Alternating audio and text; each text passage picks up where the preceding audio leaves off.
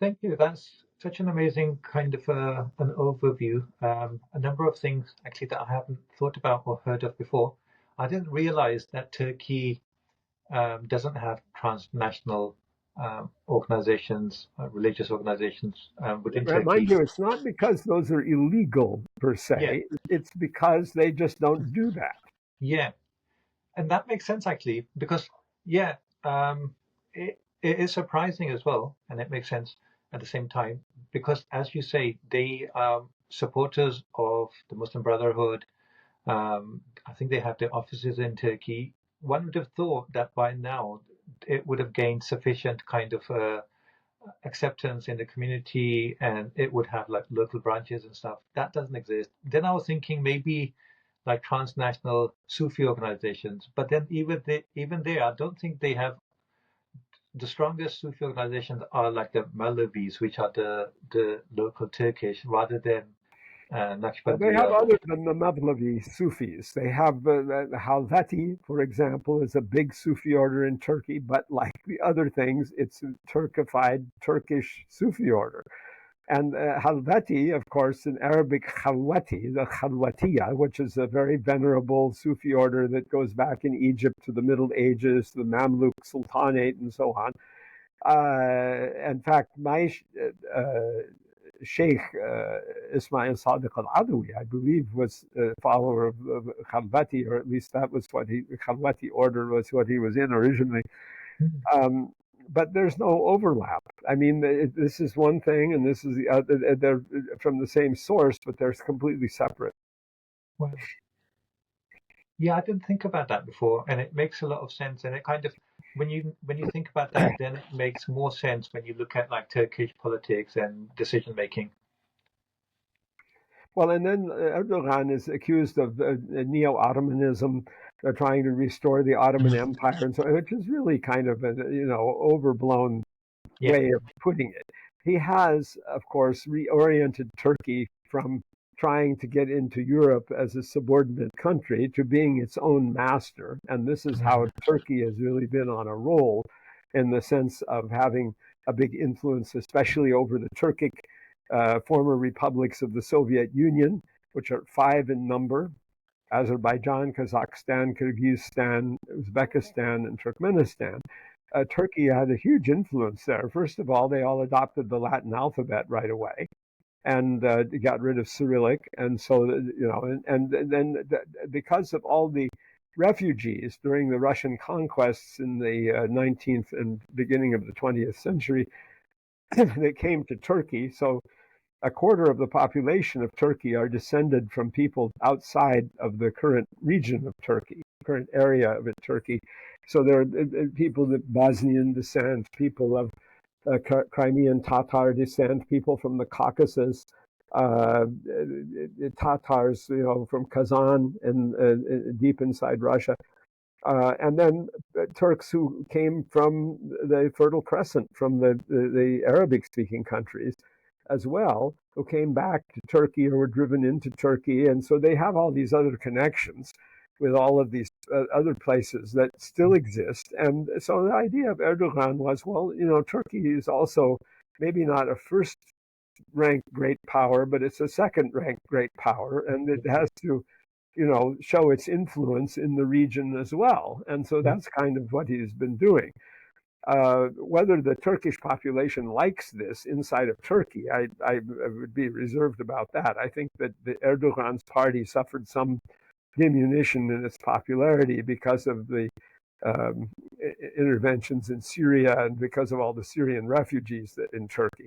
But I think that on the other hand, campaigning against the Kurds, that probably has quite a bit of Turkish nationalist support. Hey there.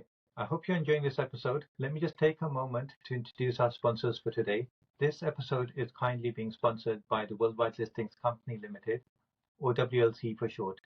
WLC is a complete A to Z Amazon account management service. So if you're looking to start an e-commerce business, or you already have a business that you want to take to the next level, then get in touch and WLC will be able to help. Just for transparency purposes, let me also mention that WLC is a company that I personally created and am a director of. So when you get in touch with WLC, you will be speaking with directly myself or my team, and we very much look forward to speaking with you to see how we can serve your needs. Thank you. And with that said, let's get back to the episode. I do think that Turkey is going to suffer some kind of a blowback for its policies in Syria. Personally, first of all, I don't think maybe even Erdogan thought that Assad's going to collapse that easily. And when it did, the government, I think at some stage, so first of all, as the Turkish thought that when Assad goes and our people will come in, then all the refugees can start going back, which hasn't happened. But secondly, because my family comes from Pakistan, so we're like neighbors of Afghanistan. And when you're a neighbor of a country with such a long kind of a drawn out civil war, tribalism, all sorts of factions fighting each other, it's impossible not to have that kind of blowback. We had weapons coming into Pakistan. We had like the politics was driven by what's going on in Afghanistan and how do we handle that. So these are troubles that Turkey is going to have to face. Whereas before they had at least like a stable government, whether they were like friendly with it or not, they had lots of political problems with them. But civil war next to your country, and Turkey is a peaceful kind of developed country, and to have like a huge, and I think also Syria by its nature, as you mentioned, there's so many different tribes, there's different religions in there, there's different people, languages. By its nature, I think um, you're going to end up after a long drawn out battle. It has to be some kind of a government that is kind of less religious and more secular in nature that can kind of accommodate all the different points of views and all the different people. But it's going to take a long time, and I think Turkey is going to suffer in the meantime. What do you think? Well, I think that as far as the Syrian regime of Ahmed al-Shara, assuming that this continues and is able to establish itself at all, so far it has been able to do that.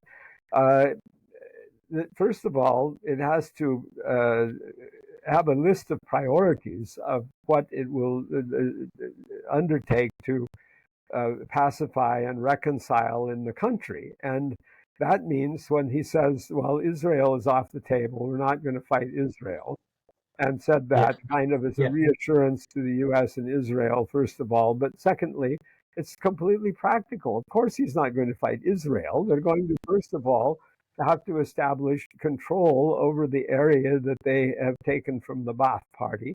And they probably lost Hasaka and Kamishli. Those areas, probably the Kurds took them over.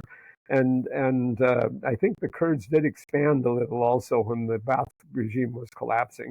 So then he says, Ahmed al-Shara, we are not going to permit independent militias. We have to have everything organized under a single armed forces. Okay, well, that's kind of obvious, an obvious statist move. I mean, any state to exist, of course, it has to do that. But how are they going to do that? So they have the Druze in the Druze mountain in the southeast of the country around Sueda, and the Druzes have their own militia forces. So are they going to go in and disarm the Druzes, who are even more heretical sect than the Alawis? Like the Alawis are at least nominally Muslims. yeah. The Druzes are Muslims when it's convenient for them to call themselves Muslims, and not Muslims when it's not. Technically, the Druzes claim they are the only Muslims, and all of the other non-Druzes who call themselves Muslims are not really Muslims. Oh wow. And that's kind of the official line. But in politics, like inside of Lebanon, Kamal Jumblat and Walid Jumblat, the Druzes are Muslims when it's convenient for them to be Muslims. They're part of the Muslim side, and when it's not, then they're Druzes. They're separate. And so the Druzes are one thing. And then there's Daraa, which is the town on the border of Jordan at the extreme south that played a very big role in the Syrian revolution in 2011 and on. And they have their own militia too. Are they just going to go in there and all those people are just going to surrender, or they're going to say, well, okay, we'll integrate with your forces? Or, I mean, I don't know. That's going to take some negotiation, I think. And those people in the Dara, they are Sunni Muslims with a Salafi orientation like Ahmed Shara, so there ought to be some possibility of agreement, but nevertheless, that's going to have to be negotiated. And then there's the Alawi region. Have they just taken over all these Alawi towns and villages and so on, and everyone just laid down and surrendered, and that's that, and then it's over, or not? I mean, I'm not sure what exactly is going on. And then they are accused of, murdering Alawi people in particular. And so there's that. That's another aspect going, well, this is disorder. So to have order, they're going to have to work on all of that. And probably in the way you said, they're going to have to be more practical about it. And this would be exactly like the difference between the first Taliban regime in Afghanistan and the present Taliban regime, which has turned out to be surprisingly liberal, shall I say. And of course, it's not completely liberal. I mean, it has its rules and standards, and you have to, men have to grow their beards, women have to cover up, and they have all of that. Particular rules that they've established. This, and this would be. But they negotiated a lot of things, and they even, like their former opponent and enemy, Hamid Karzai, the American-sponsored president, who insisted on staying in Kabul. And then he and others of his type wanted to be, partners in the Taliban government. And the Taliban said, no, no, no, no. You can't be partners. But they left them alone. And so they still are living there. They weren't arrested. They weren't punished. It was just like, let bygones be bygones, general amnesty. We won. Now the war is over. Everybody should celebrate. And for the Taliban to actually establish themselves in every place, though, that's another matter. And that's something that is an ongoing process. What are their relations with the Shia Hazaras, for example? I mean, originally, they're totally opposed, but now they have to live with each other somehow or other. And so what are the relations with the Uzbeks in the north? The Uzbeks, different group, they had their own leader who fled and so on. So I don't know. I think that there's a long path ahead of Ahmed Shara to even form a Syrian state that's convincing in the area of the former Ba'ath state. And there are all kinds of dangers around that state. And I don't think that state itself can do anything to annoy Turkey. But Turkey, of course, in carrying on a campaign against the Kurds, that's a big deal too. So whether that's going to be a problem for Turkey in the long run remains to be seen. And then, of course, the origins of Turkish nationalism and its depth go back to the War of Turkish Independence, which really went on from 1911 to 1923. So while other countries fought World War I for 4 years, Turkey fought for 11 years, 12 years, but 3 times as long, 12-year war. Wow. From the beginning of the Italo-Turkish War in 1911 till the Peace Treaty of Lausanne in 1923. And because the Turks were bigger and the Allies could not defeat them, the World War I allies, the small allies of the Allies that were fighting Turkey, the Armenians and the Greeks, really ended up with the short end of the stick. And so both of those countries are extremely inimical and hostile to Turkey. And Turkey has kind of returned the favor, being hostile to them as well. And their situation then of those countries was quite unfortunate. And but Greece, it's an opponent of Turkey, and they have to take that into consideration, even though they're much bigger than it is. I would have thought, because USA played a big role and a prolonged role in the removal of Assad government, once that was achieved, I thought they might take this opportunity to just leave Syria because there's going to be a big mess and maybe they don't want to get sucked in. But I'm surprised that not only, I thought by now they would have thrown the Kurds under the bus and they would have just let Turkey handle the situation and packed up and left. But the fact that they're still there, they're actually at odds with Turkey in defense of the Kurds, was a bit surprising for me. But also maybe it makes sense because maybe they want to keep control of the areas where there's oil so that they can supply that to Israel, as is happening at the moment. But I think it'll also be interesting to see if and how that policy might change with Trump coming, because previously he did try to remove USA forces from Syria. Um, it's possible Trump might remove the forces, like the place where the American forces are in Syria, and Al Tenth base that's just north of the border of Jordan. They don't need that base. They have a base inside of Jordan a few miles away. That is completely superfluous that they have that base there. But it just kind of shows you that when the nation state gets its foot in the door in a place, they won't give up anything. And the nation states will just tend to leave their stuff in place, and they will fight tooth and nail to keep every inch, and so forth. Distant but best example of this to me is the refusal of Russia to give back to Japan four islands, or rather three islands and an island, a group of small islets in the Kuril Islands. The refusal to give those back to Japan in exchange for a comprehensive peace treaty with Japan, because there's never been a treaty between the Soviet Union and Japan, and now between the successor state of Russia and Japan. And these islands, I mean, with Russia having all that territory, are just not a big deal. And yet, will they do that? Oh, no, they will not give up an inch. And they did say they would give up the smaller islands, but they wouldn't give up the two big ones. And so it's just like, go figure. And probably the Russian establishment argues, well, if we make this concession, then China may start to demand back Vladivostok and the maritime province, which is a much bigger issue, or something like that. And then we'll just invite other groups, or Finland may demand back the territory it lost in World War II. And so the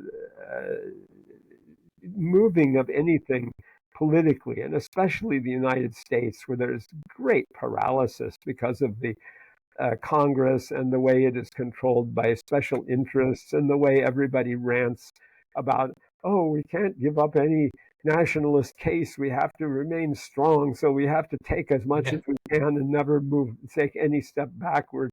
It makes it difficult for the U.S. to withdraw, quite apart from any concern for the oil of Syria, which is not really that much. I think you're right in what you say about states never giving up anything, and it's maybe even more right in the case of Israel, who has always been reluctant to give an inch away that they take, which is why Oh, I think it's going to be difficult for them to even give up Golan Heights. But in addition, I think they want to take more of Syria as much as they can, which is surprising because they don't seem to have the resources to be able to maintain that while at the same